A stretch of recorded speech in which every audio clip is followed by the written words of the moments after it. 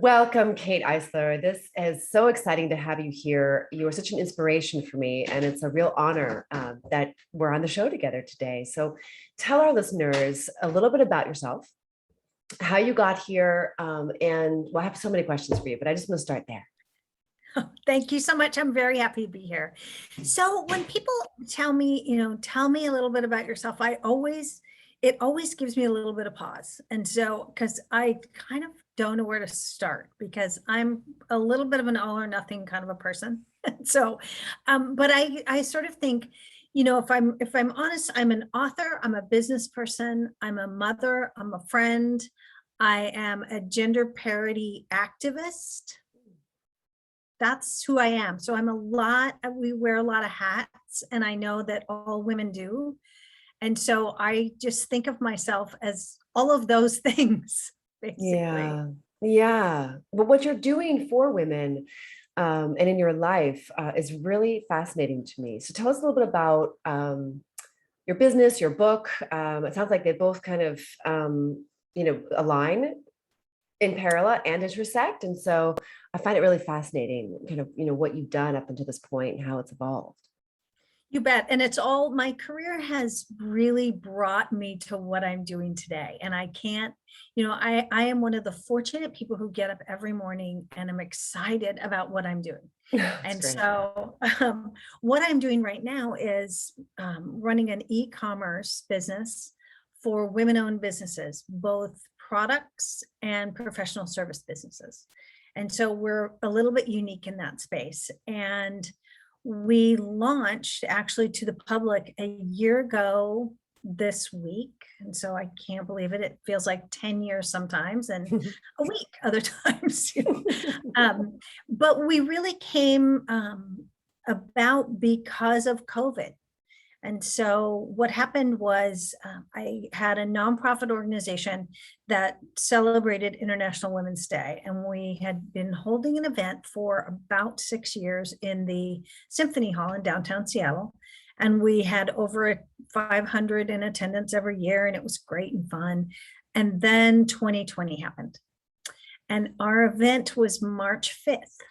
And so it was just before International Women's Day and just as the lockdown was happening.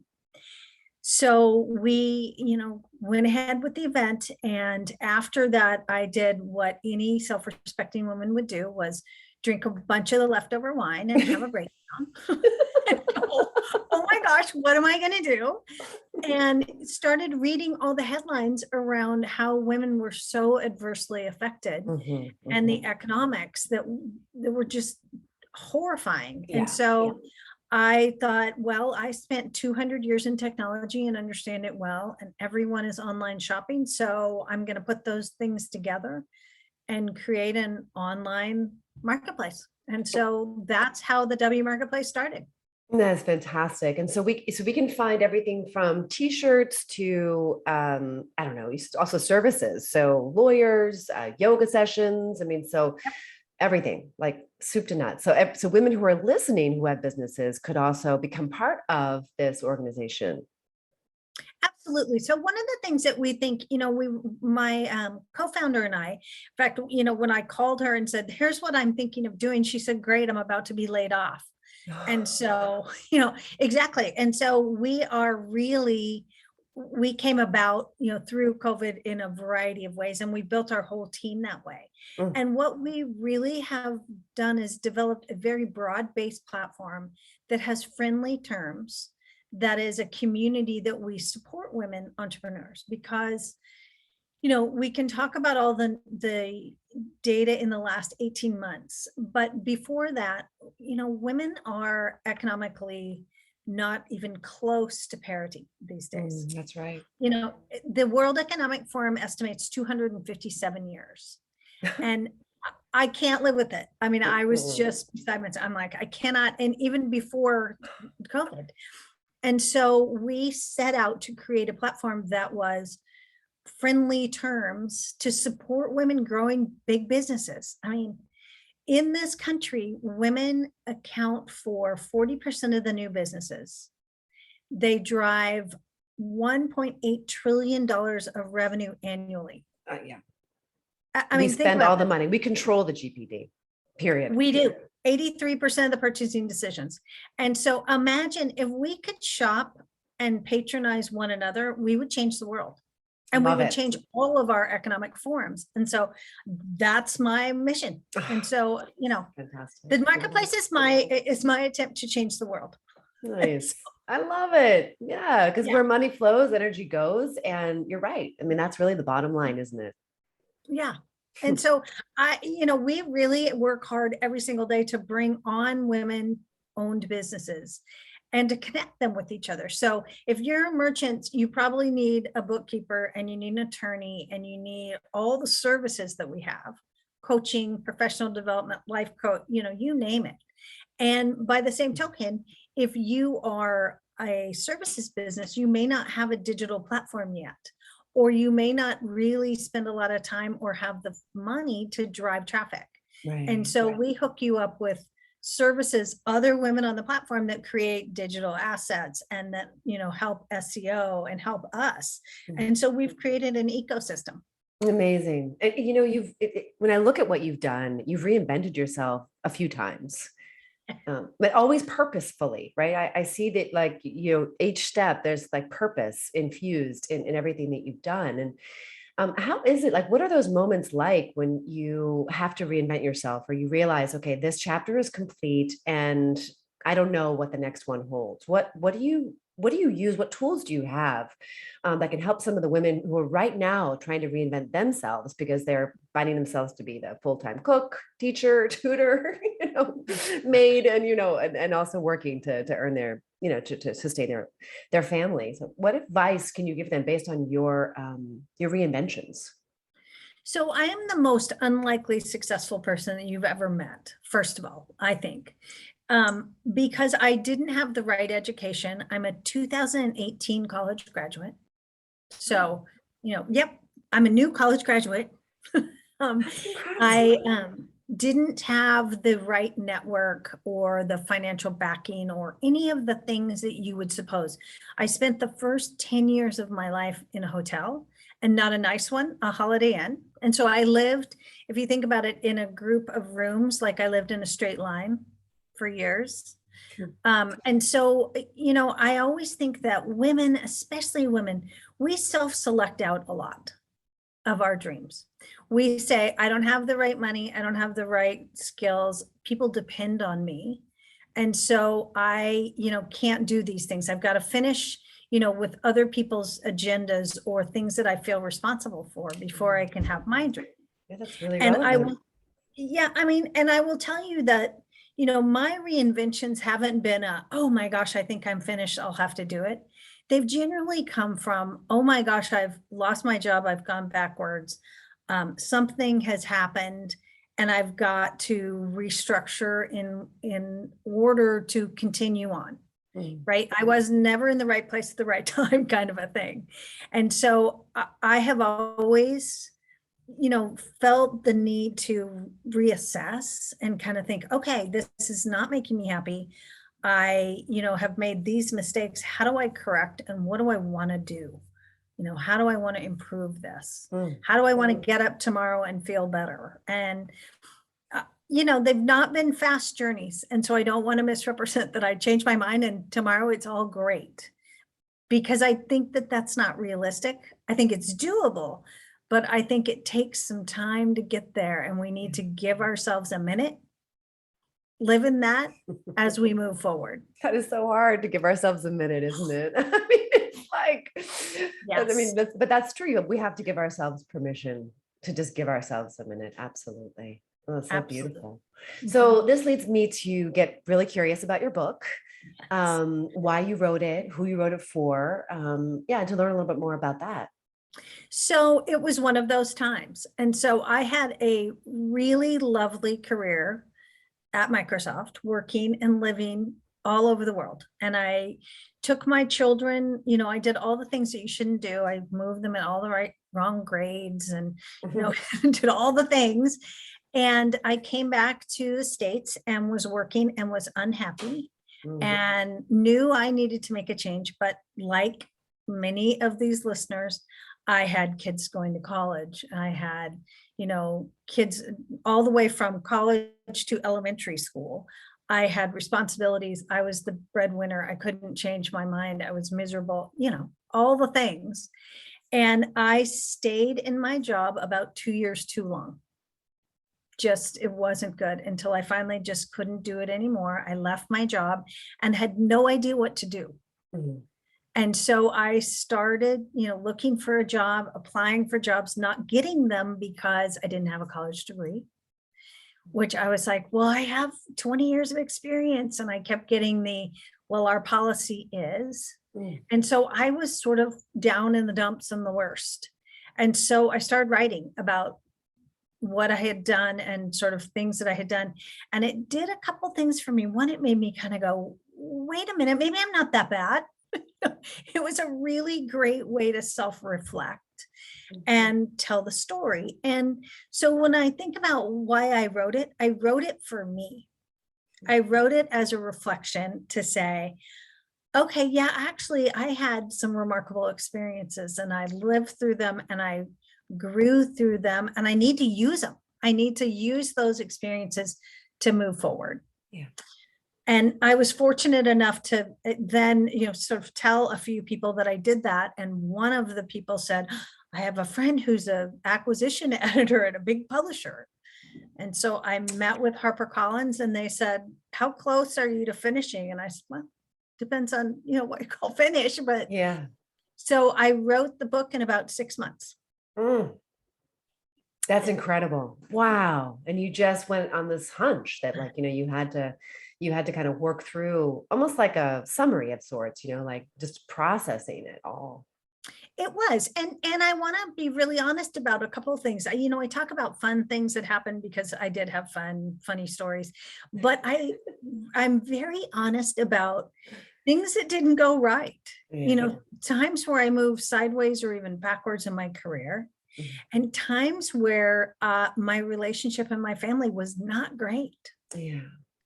And I remember the best. So my husband unfortunately had to edit, right? For the first few times, I didn't want to release it till he saw it. And he came to me with his computer in his hand and he said, are we putting this in the book?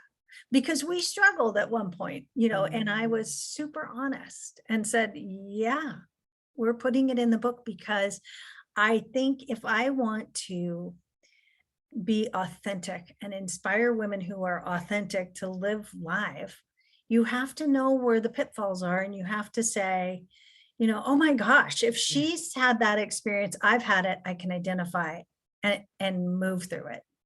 So, yeah. I mean, every step of the way, I'm hearing resilience, you just picking yourself back up and you're just moving forward one step after the next. Just, you're such a great example for your children. I can imagine. it's fun. I have 3 sons, which it's great fun that I do what I do. And, they are very supportive. My oldest son recently married, and good news, he married up like his father. And my daughter-in-law's in med school. That's so great. Exactly. So, well, what is the title of the book for our listeners? Breaking Borders. I love it. Mm-hmm. Yeah. And you lived abroad. I did. Yeah. So where abroad did you live? Share with us. Well, I got to live abroad because I got an email from about a man that I worked with about his promotion. And he was moving to Paris. And I thought, oh, wait a minute. I want to do something like that. So I raised my hand and said, I want to do that. So it wasn't very long before I got an offer that said, how about the Middle East? And I was like, oh no, wait. I meant Paris, London, maybe Sydney. Wait, what are you talking the Middle East? And so I talked my husband into quitting his job because I promised it would be for 2 years. It would be a big adventure. And taking our then baby to Dubai in the early 90s. It was really different back then. Oh my goodness, it was so different. Yeah, it was not sophisticated. There was no infrastructure like there is today. I literally spent a lot of time driving across the sand in my Honda Accord. Because there weren't a lot of roads, and you went from, place A to place B across the sand. Here it is right there. You just go, okay, here we go. Yeah, it wasn't really westernized at all back then. Mm. No. And then, and then I decided that I wanted to be in really hospitable places for women again and spend a bunch of time in Africa. And so, and then I sort of wrapped up my overseas time in Eastern Europe and Central Asia. Mm. And so really hospitable places for women, for sure. So, Well, it gave you perspective, on what's possible and how far we've come and how far we have to go. absolutely. And it really, the thing is that it is very true all over the world, is that there is a gender gap and it's systemic everywhere. And when I think about the US, I'm really, I try and call attention to the fact that we have so far to go, because there is an appearance that we are very close to equality in some respects. But, I anchor what I'm about to say in the World Economic Forum's Gender Gap Report. They report on 153 countries, and we are by no means in the top. So we're about a third of the way down, and they measure on a variety of pillars. One of them is education, which we're great. We allow all women and girls to go to school. But beyond that, our gender equality is not great. We are in, below 80 in the healthcare, access to healthcare for women. Mm. We are pretty far below in economics. And so, if you sort of think about where, our society today, supporting women and supporting one another is the way we're going to make the change. And I am dead set on it, because I don't think it's not a zero-sum game. It's not us or them. This is all better for society, that we are strong and we build, the economic platform of women, and we, support one another. We're half the population. Let's contribute. Well, we are, absolutely. And I feel like there's also gender confusion at this time. And I don't mean so much like women who are gay or bisexual. I mean specifically that it was just my grandmother, and perhaps yours as well. It was just my grandmother's generation that it was taboo to work. I mean, she was allowed to work, but it was more appropriate if she would just donate her time with the PTA or volunteering or at the church. And that was on the East Coast, Maryland. Mhm. And my mother worked, but it still wasn't 100% acceptable. I know that she experienced a lot of guilt not being at home, and she was her happiest when she was at home. And I think it had to do with her values and how she was raised. Now, this might be our family, and generationally on the mother's side might be a little bit outdated. I don't know, but I know for myself and for my clients and for a lot of the women in my life, we have so many demands on us. And it's not that it's impossible to achieve, but I think there is confusion about how to prioritize as an entrepreneur or just working, as a mom, as a wife. And what we're seeing a lot of is the breakdown of the family unit, which is causing a number of problems because there are all these demands, and it's resulting in burnout, a lot of adrenal fatigue and disease in, late 40s and 50s. We're noticing, record-breaking divorce rates, which is causing, a huge problem in families. And we're noticing, that women tend to need to choose, and what they choose, they're judged for, whether they're a mom, whether they're not working. If they're working, then they're not a good mom. It's just like, Right. Oh yeah. there's so many competing demands. And I feel like it's time also for a revolution in women prioritizing themselves and striking the balance. And it's tricky. 100%. It is really tricky. And so don't get me wrong, I have been fortunate, but some of the hardest things that women can do is be honest with herself about what she wants. Yeah. Right? That's hard. And with the ones closest to you. And I would say the hardest conversation I ever had about I want to take on this big job and disrupt our nice lives with our baby. I want to do, that was the hardest conversation. And it's my soulmate. You know, I Mm, have been married for over 30 years I now, love and that. it was so scary and so hard. Mm. I'm so happy I did it. You know, It's I'm awesome. so happy. But because we were able to negotiate, and life is a negotiation. We were able to negotiate all the time around our lives together, but on a much easier, even platform than we would have been able to. And I think that so many women, it is systemic and it's cultural for us to just not speak up and do it. Right. I Yeah. think so many of the women, because of all the things you just said, and let me tell you, I have had plenty of working mother guilt, 100%. As my children were small and I was in, a different country and couldn't get back for the birthday party. Oh, right. Or yeah, I mean, I did. And So I hard. will also say that I had plenty of other women as an expat, living overseas with my husband not working. There was plenty of discussion about what a great mother I was, let me tell you. And so, because we were onlys at the time, for sure. I mean, my husband was living in a society that just absolutely didn't understand what we were doing. And in a time where it wasn't well known and it wasn't done. And so the most asked question I was ever asked the whole time I was overseas, people would understand and say, "Oh, you have a family?" "Yes, I do. I have 3 children and a husband." And they're like, "Did you bring them with you?" I'm like, Mhm. yeah, you know, but you would never ask a man who was on an overseas assignment, Ever. "Did you bring your family?" And Never. so I think that there is absolute confusion, and I think it is hard. And I think that, those hard discussions start with your inner circle to say, Right. you know, here's what I want to do, because those are the people who are affected by that Mhm. the most, good and Mhm. bad, but Mhm. they're affected. And I'm such a proponent of not self-selecting out. And I also don't think that, as we started, you can make a change like that in a day.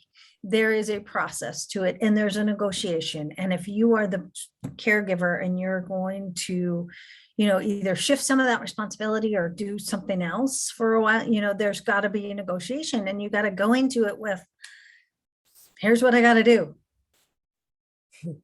And so, Yeah, I love that. A real takeaway for all of us, especially me at least, is that honest conversation that we have to have with ourselves, not what society wants, not what our family wants, expects, but taking that all into consideration about who you are, who you're becoming, and what's in the highest good.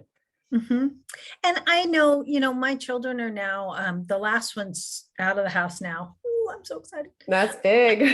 It's really big. It's so good. But I will tell you that they are all, I worried constantly, oh, in the middle of the night, they're not going to call for me. Mm, And I will tell you that we have I am very much the mother, and my husband is very much a dad, and that never changed because of proximity.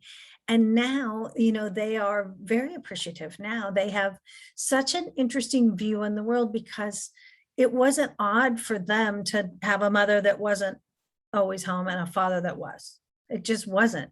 And so their perspective, and you kind of say, oh, it is what they're used to. And if you can manage a household and a family with, whatever's right for you, they'll be fine. I love it. That's such great advice. My goodness, the time has flown by. What would you like the women who are listening today, and men, there may be some men listening as well, but what would you like for them to do to find you, to find the network, what would you like them to do? So a couple of things. I want everyone to shop on the W Marketplace for sure. Patronize women-owned businesses, because we are the only platform, the only e-commerce, social, or advertising platform where all of their dollars stay with women-owned businesses. right? So if you think about when you shop on other platforms, a lot of that money goes to the men that run those companies. That's right. So we are the only platform where 100% of your dollars stay with women-owned businesses, and hundreds of them. So that's the first thing. And the second thing is read my book. I love that.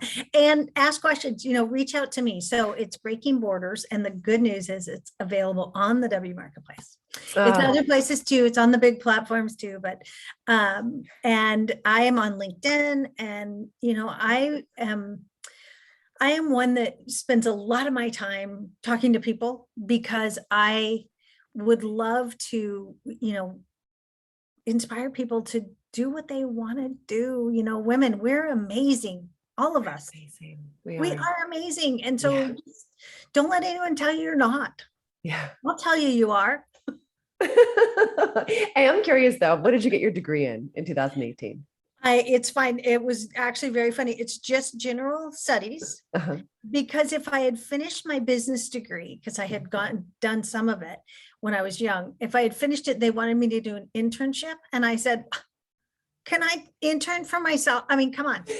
20 years of experience. And so I decided that I said, what is the path of least resistance here? Right. And so I was actually running another startup. So I would stop at 5 o'clock on Friday afternoons and do homework all weekend long and attend classes. I had Tuesdays and Thursday classes. And so it took about 18 months to finish, but I did it. Your sons know what it's like to work hard. Really, it's extraordinary. It's been such a pleasure to have you and to learn more about your journey and the inspiration of your path. It's been very international and very purpose driven. I'm just so delighted. Thank you so, so much for taking time to share with us today. Thank you for having me. I enjoyed talking with you.